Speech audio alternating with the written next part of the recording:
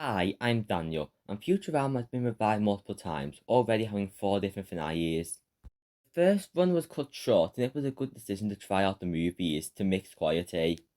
Watch my video where I ranked the Futurama films. While Into the Wild Green Yonder was a satisfying end, Comedy Central arrived with 52 more episodes. I will defend this era because Yarba is underrated. The episode, meanwhile, ended on a good conclusion, with them going back without memories of the years frozen in time.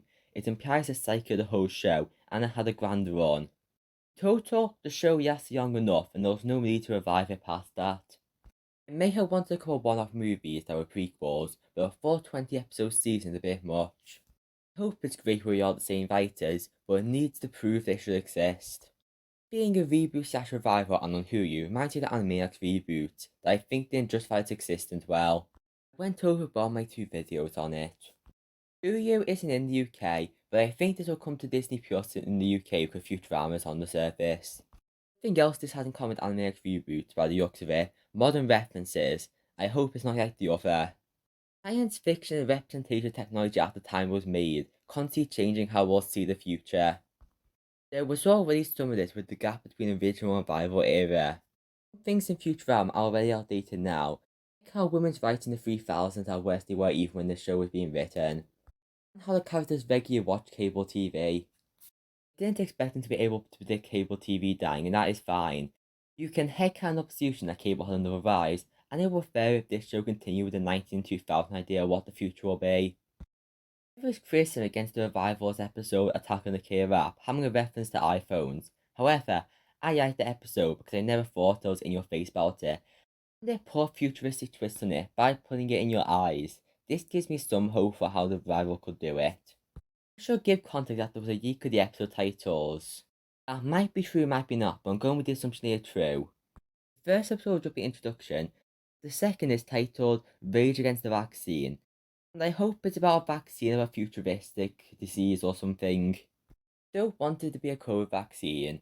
I'm surprised I had to think about this, but I worry about if this will mention things coming in the 2020s. It's getting attention changes too rapidly.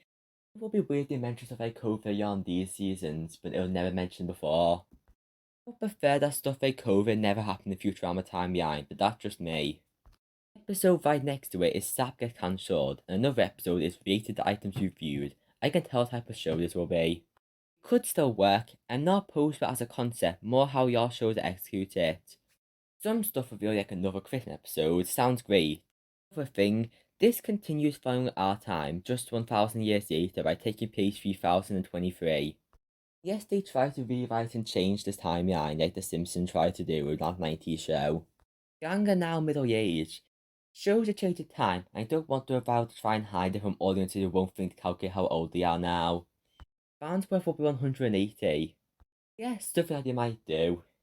Follow up meanwhile by having Farnsworth, Fiona, and Fry go back to that time. So that will have that they missed 10 years while everyone else grew.